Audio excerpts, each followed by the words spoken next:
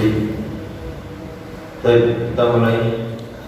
Bismillahirrahmanirrahim. Assalamualaikum warahmatullahi wabarakatuh.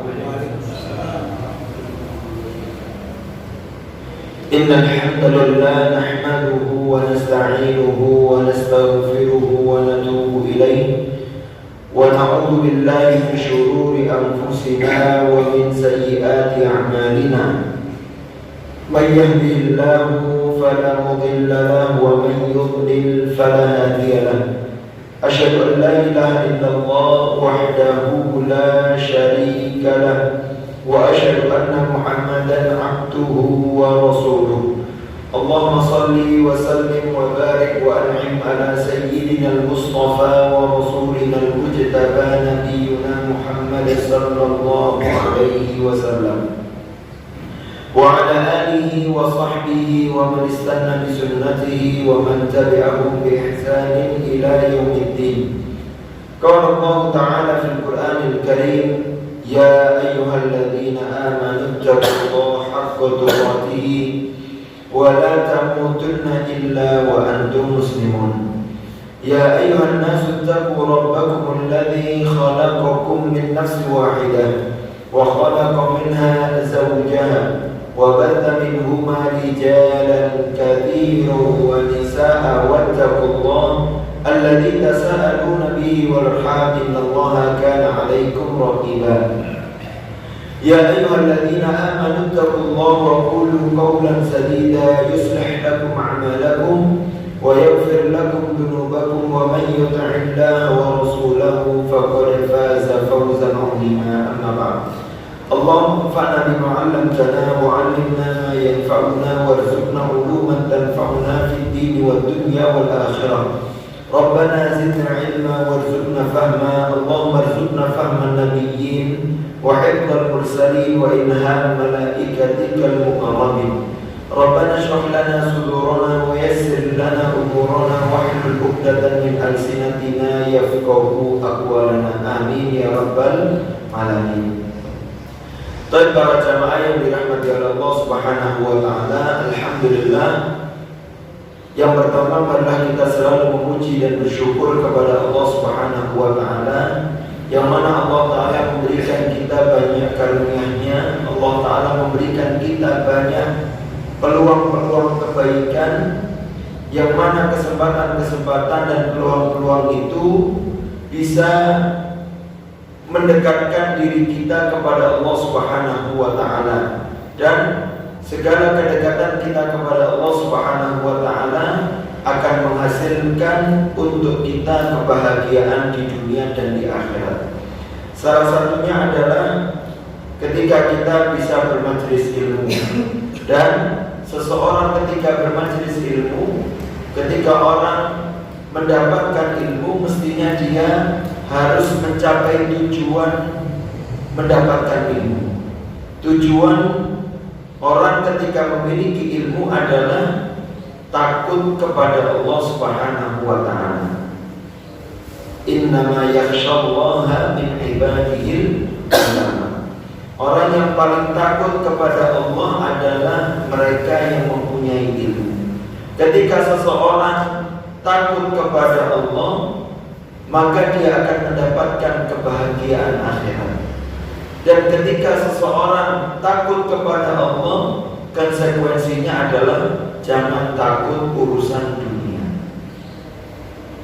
Karena kita targetnya hanya takut kepada Allah, dan kita tidak boleh takut kepada selain Allah Subhanahu wa taala. Dan ada jaminannya.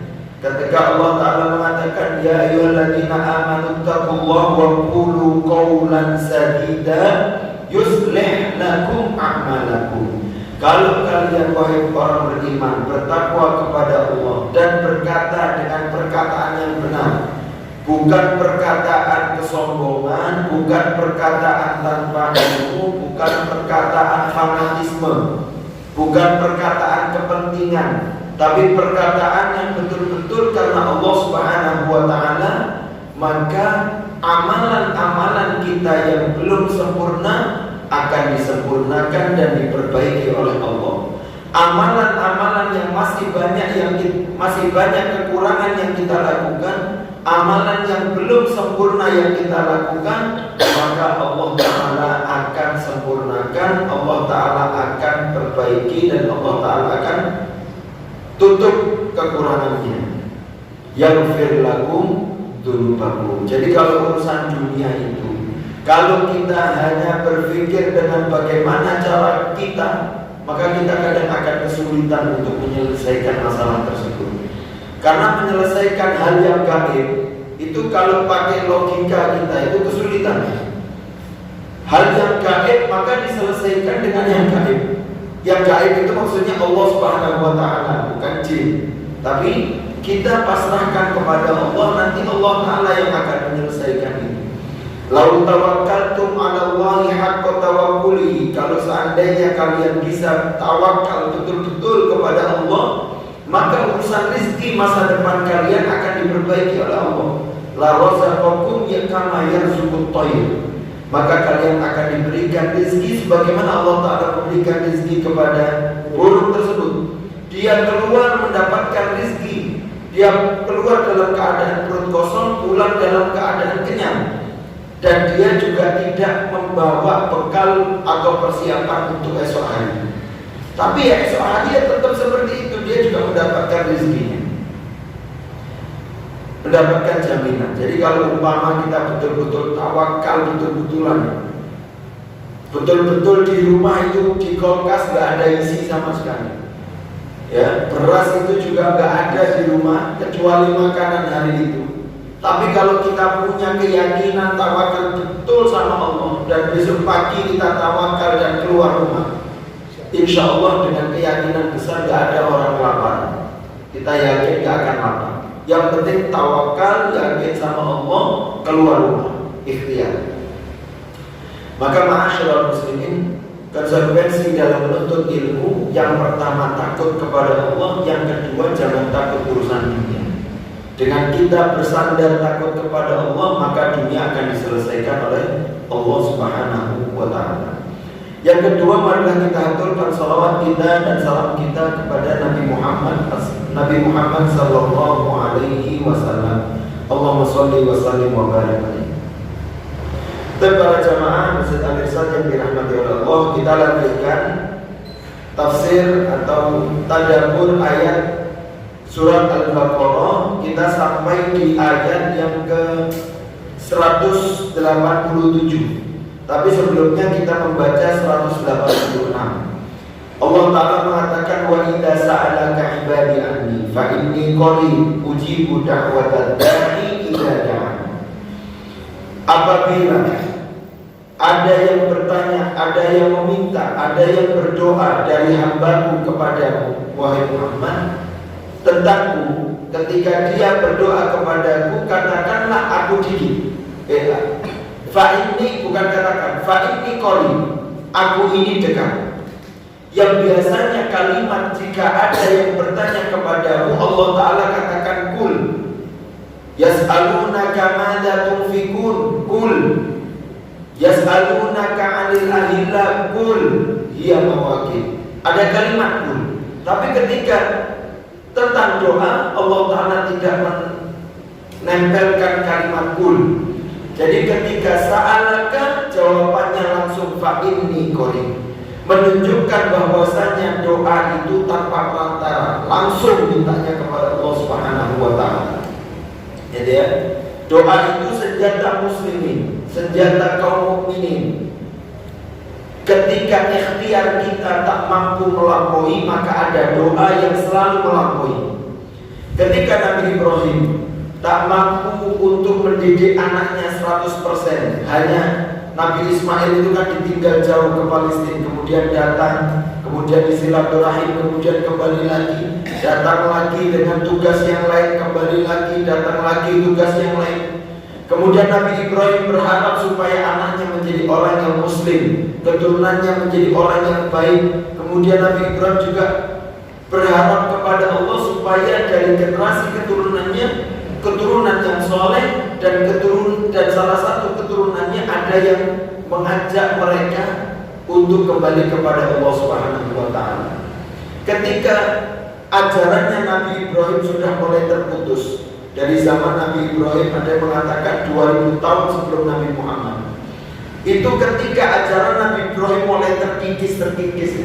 Tersisa hanya beberapa ritual dan dalamnya itu konteksnya sudah banyak dirubah. Kayak hajinya, caranya hajinya istilah dari Nabi Ibrahim ajarannya. Tapi cara ritualnya sudah betul-betul berubah dari cara ritualnya Nabi Ibrahim. Kemudian penyembahan kepada Allah sudah hampir hilang.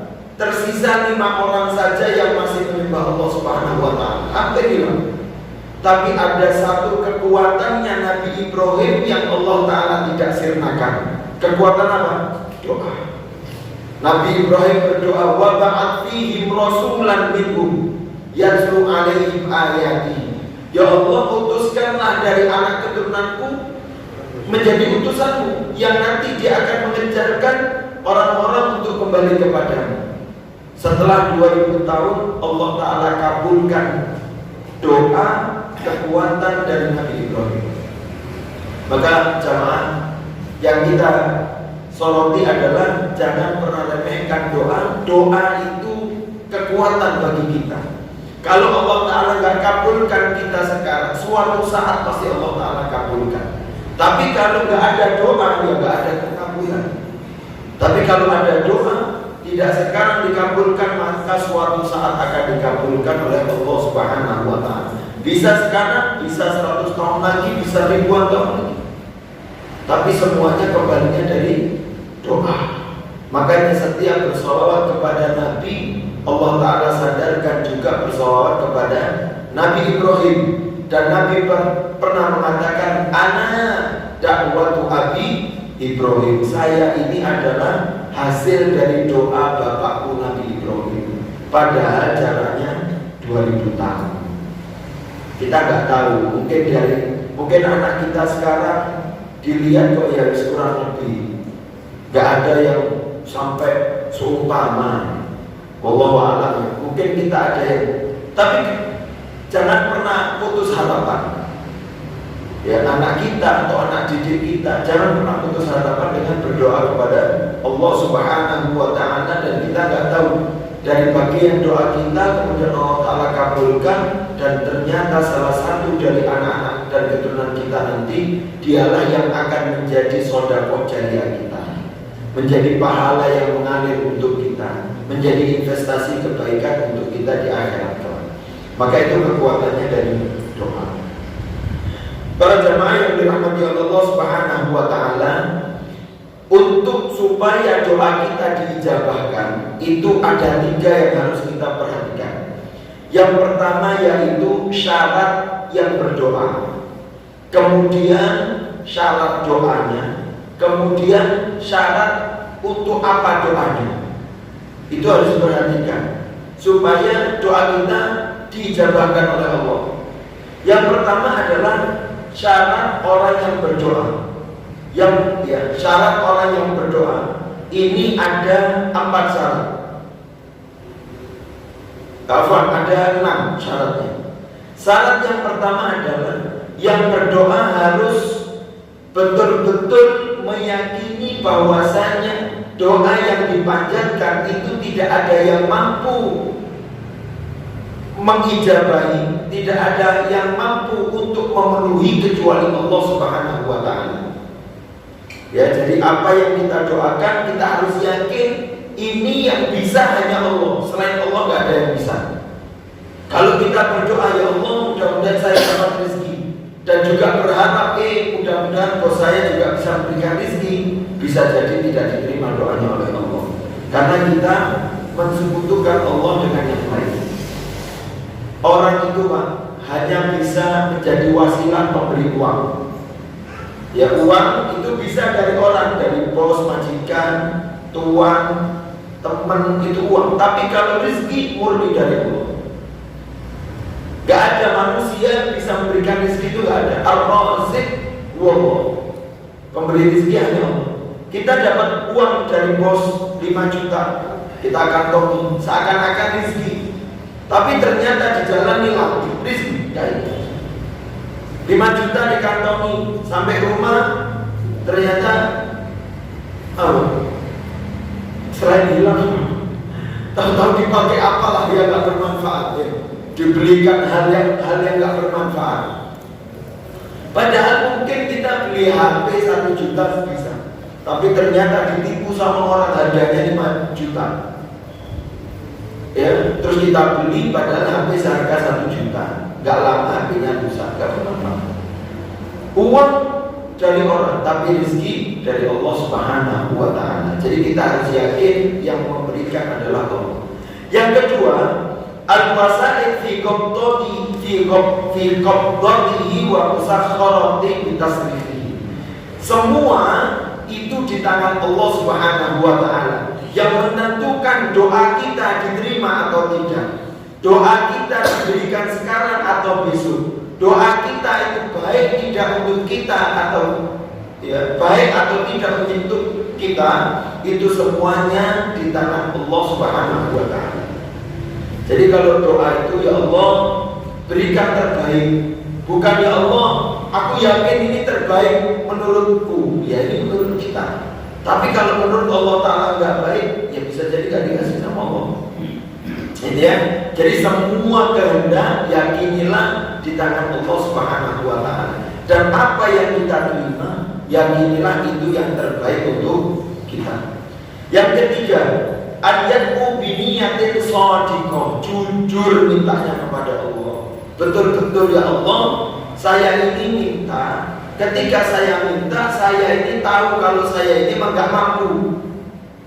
Ya, tandanya saya ini minta, saya enggak mampu. Nah ini tandanya saya minta kepadamu.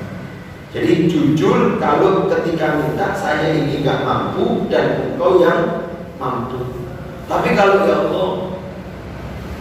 Allah tolong berikan saya kekuatan. Aslinya aku ya kuat, tapi kok ya gak pantas gak doa. Nah, ini sombong.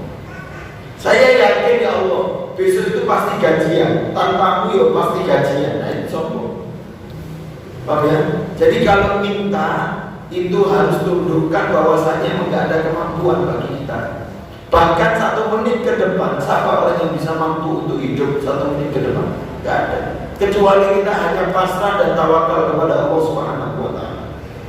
Dia jujur dalam berdoa. Kemudian yang keempat, hulurul qalb, hatinya hidup. Ya Allah, minta mudah-mudahan urusan saya diperbaiki. Allah, mudah-mudahan istri saya menjadi istri yang soleha, tapi mikir perempuan yang lain, hatinya nggak masuk. Mikir yang lain, tapi ya berdoanya kepada Allah Subhanahu wa Ta'ala itu juga bisa jadi nggak diterima. Sebagaimana anak minta sama orang tuanya, tapi nggak betul-betul minta, ya cuma buat iseng-isengan, pikirannya ke lain, tapi tangannya minta, nggak diterima. Jadi hati harus hidup. Kemudian yang kelima, ayyakuna mujtaniban li aklil haram. Yang berdoa harus bersih darahnya dari makanan yang haram. Karena ketika ada makanan yang haram bisa jadi tidak diterima oleh Allah Subhanahu wa Ta'ala doanya. Kemudian yang keenam, alla yamilla minad doa. Jangan pernah putus asa dengan doa. Ya Allah sudah minta bertahun-tahun kok gak diterima. Terus kalau gitu berhenti saja, pasrah saja. Sudah gak punya kekuatan lagi. Ketika kita nggak mampu, ketika kita nggak sanggup lagi berdoa, berarti ketika itu Allah Ta'ala punya alasan untuk tidak menerima doa kita. Ya doa terus. Di belakang doa kita itu, ketika tidak ada jawaban dari Allah, tapi ada pahala di belakang itu. Karena doa sendiri bagian dari ibadah kepada Allah Subhanahu wa Ta'ala. Ya jangan pernah putus. Itu yang 6 ya, itu juga 6 ya. Syarat orang berdoa supaya diterima. Yang pertama adalah yakin Allah Ta'ala yang mampu. Yang kedua adalah kita yakin bahwasanya semua ketentuan dari Allah. Yang ketiga adalah dengan jujur kita berdoa kepada Allah. Jujur kalau emang ya Allah emang saya itu gak mampu. Jujur kalau apa yang terjadi itu ya itulah yang terjadi. Ya Allah aku niat Rabi mana itu mengkata kebutuhan ya Allah. Tapi ternyata ya aslinya enggak bukan kebutuhan, karena iseng-iseng saja. Ya Allah, saya niat pengen bantu yatim piatu dengan donasi ini, tapi KP 50% dari donasi supaya bisa masuk kantong. Ini gak jujur kan? Ayo dikemplang separuh, itu kan gak jujur. KP niatnya api, tapi ada monopoli di dalamnya, itu gak jujur. Terus yang keempat, hati harus hidup. Yang kelima, meninggalkan makanan haram. Yang keenam, jangan pernah putus asa di dalam berdoa. Baik, sekarang syarat objek doa, ya, syarat terhadap apa yang akan kita minta. Yang pertama, yang kita minta harus hal-hal yang dibolehkan secara syariat, ya, atau yang boleh ubah. Tapi kalau hal yang haram nggak boleh, ya.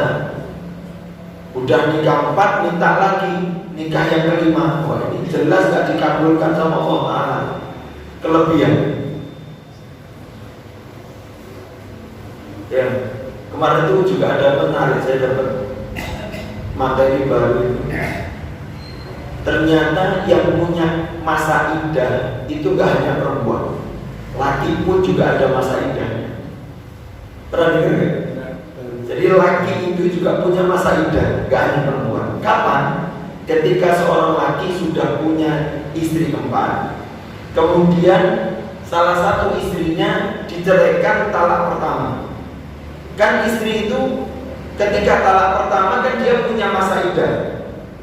Ketika masa idah, ini yang laki ini kan mestinya dia bisa ya nikah lagi ya. Tapi karena slotnya sudah 4, yang satu masih idah, maka dia nggak boleh nikah sampai nunggu masa idahnya yang diceraikan keempat ini harus selesai.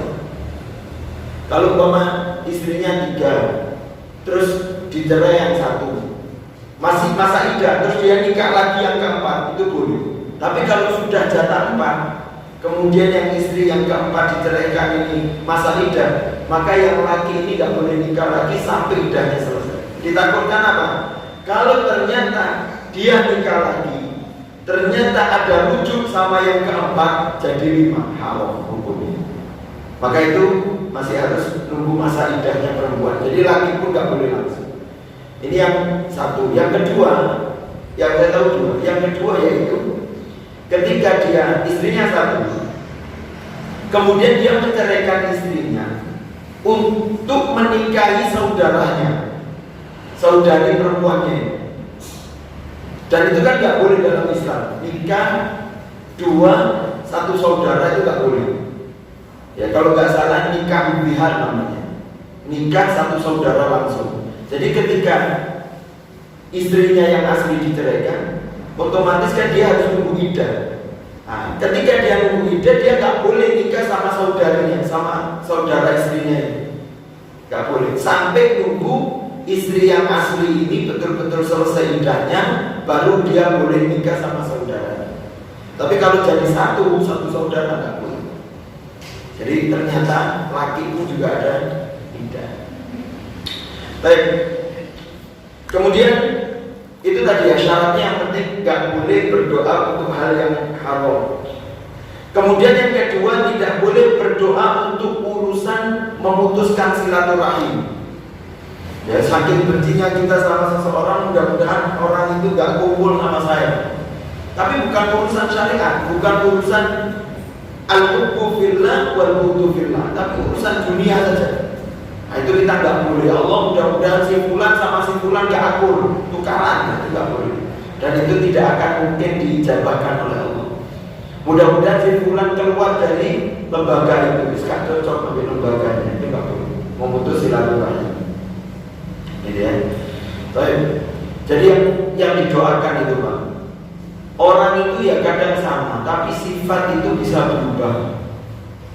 Ya, ketimbang kita berdoa dihilangkan orangnya, yang penting sifatnya saja didoakan kepada Allah supaya sifatnya berubah. Umat yang pernah mengeluarkan pedangnya untuk membunuh Nabi berdoa kepada Allah supaya supaya Umar diganti sifatnya.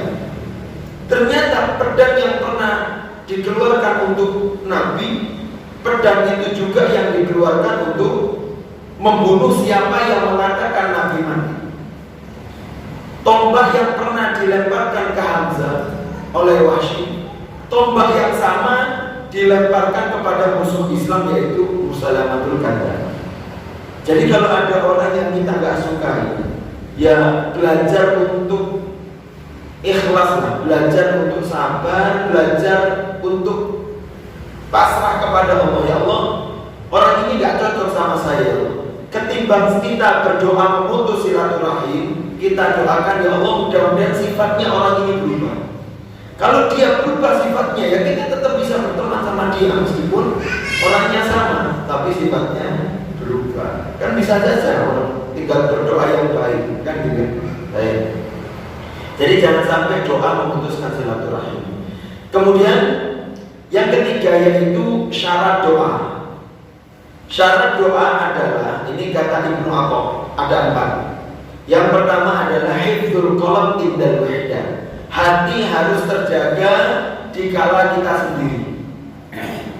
Ya, jangan macam-macam ketika kita sendiri.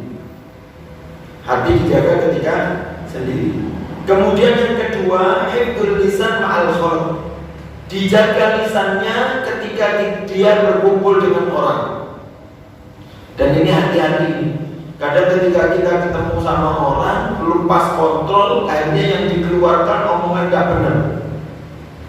Ya, kadang itu hal-hal yang melampaui, marah keterlaluan, ketawa keterlaluan, itu yang bikin hati tertutup. Ketika hati tertutup, omongan ini gak karuan keluarnya.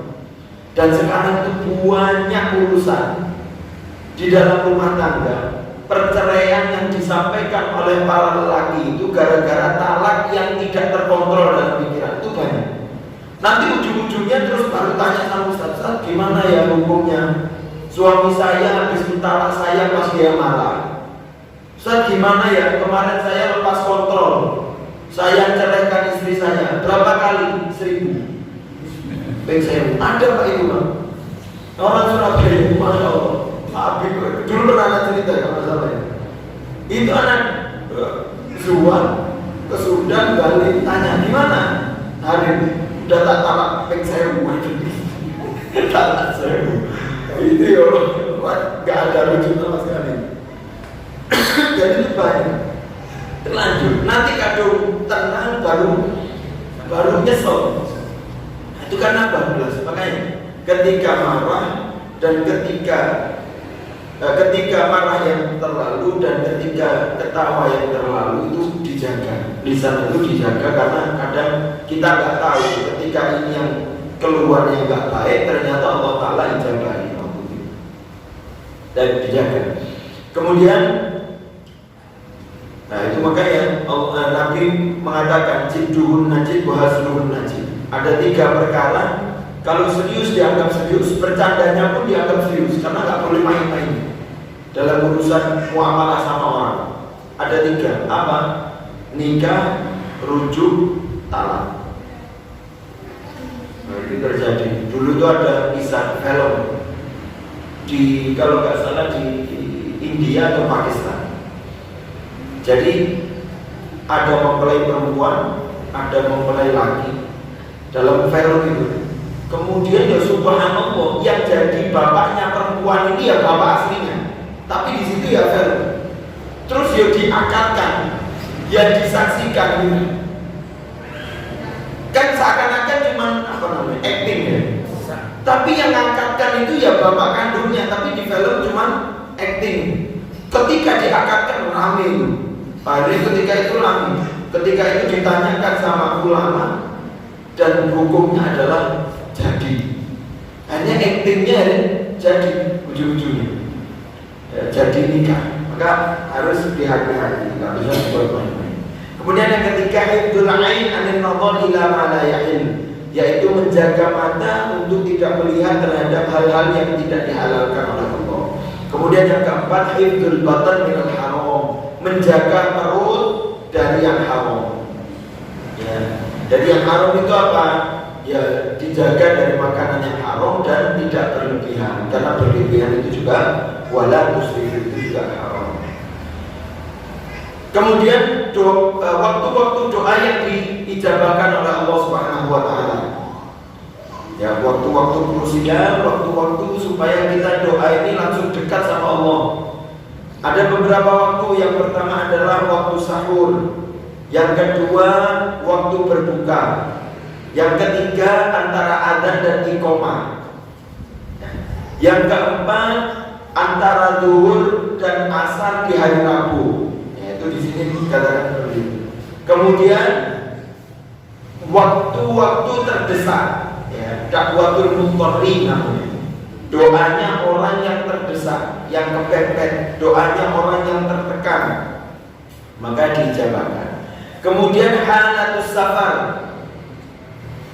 ya, dakwatul mudtarri ini juga salah satunya dakwatul mabrur, doa orang yang terzalimi. Kemudian doa orang yang sedang safar, maka ketika safar perbanyak doa, perbanyak istighfar, karena waktu itu waktu diijabahkan oleh Allah.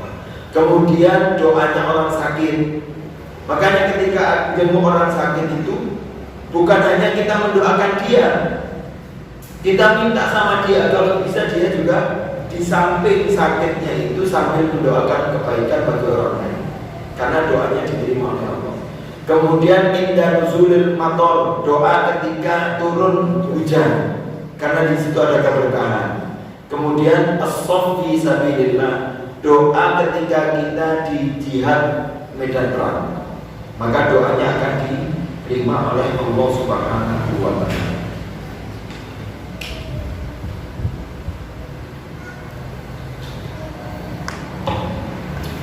Kemudian dikatakan fa idza tahaqqaqa syurutud doa, kalau syarat-syarat doa semua tadi itu terpenuhi, wa quyuduhu ustajibah, maka balasan dari syarat yang semuanya sudah terpenuhi, ikatannya adalah harus diijabahkan oleh Allah. Ya, itu namanya haqqullah ala ibad. Haknya hakul ibad Allah, itu haknya hamba yang sudah memenuhi tanggung jawabnya untuk berdoa dan dia menyampaikan doanya, maka hak dia harus mendapatkan jawaban dari Allah Subhanahu wa taala. Dan Allah Ta'ala kalau seperti itu gak mungkin membolimi. Wa ma ana bidzallamil abid. Pokoknya syaratnya harus terpenuhi dan baik. Kata Ibnu Abbas, kullu 'abdin da'a mustajiba lahu. Setiap hamba yang berdoa kepada Allah pasti dijabahkan. Tapi fa in kana alladhi yad'u bihi rizqan lahu fid dunya u'tihi. Ya, u'tiyan. Kalau doanya itu menjadi rizki baiknya dia di dunia, maka pasti diberikan oleh Allah. Rizki di dunia itu artinya apa?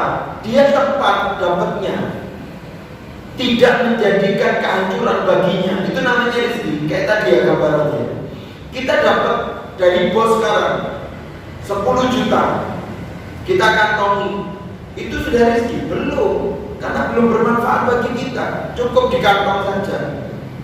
Kalau ternyata dari 10 juta itu bermanfaat, ya, 2 juta buat daftar ulang anak, sumpah, 1 juta dibuat SPP sama uang saku anak, 2 juta kontraan, 1 juta buat semua, terus sebagian ditabung, sebagian disedekahkan, semuanya bermanfaat dari 10 juta, maka itu namanya rezeki.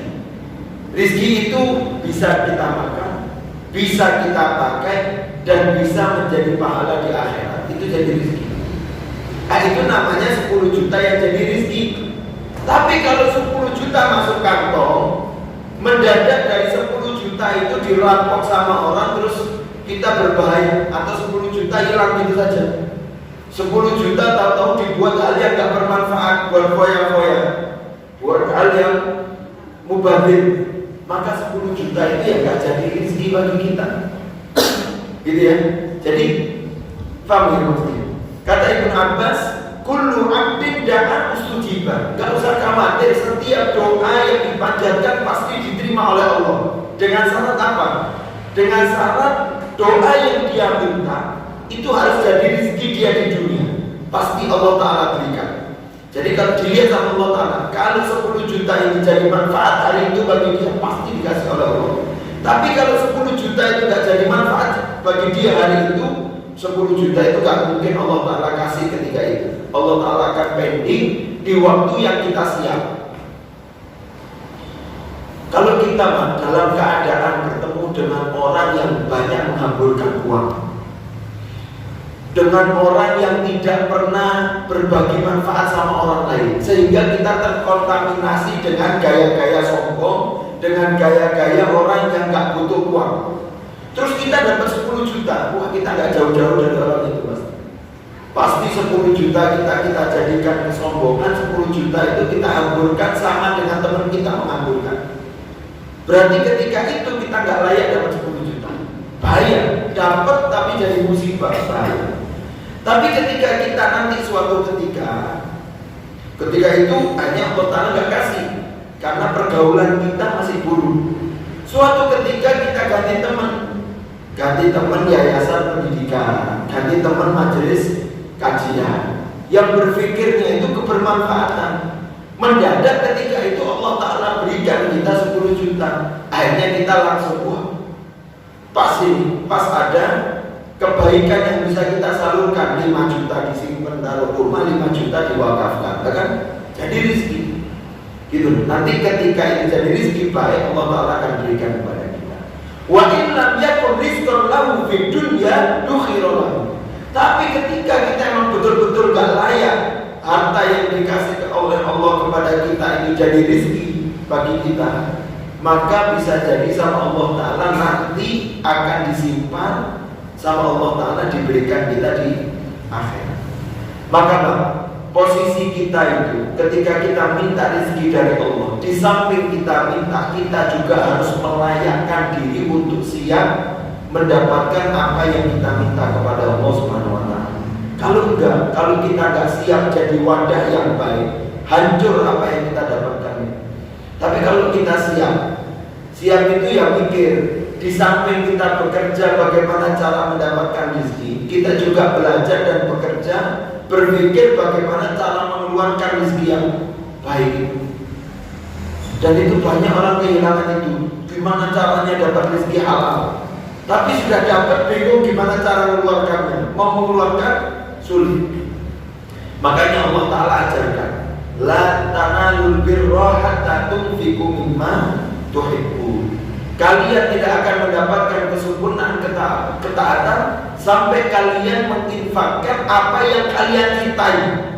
Cinta itu kan berarti maksudnya di hati.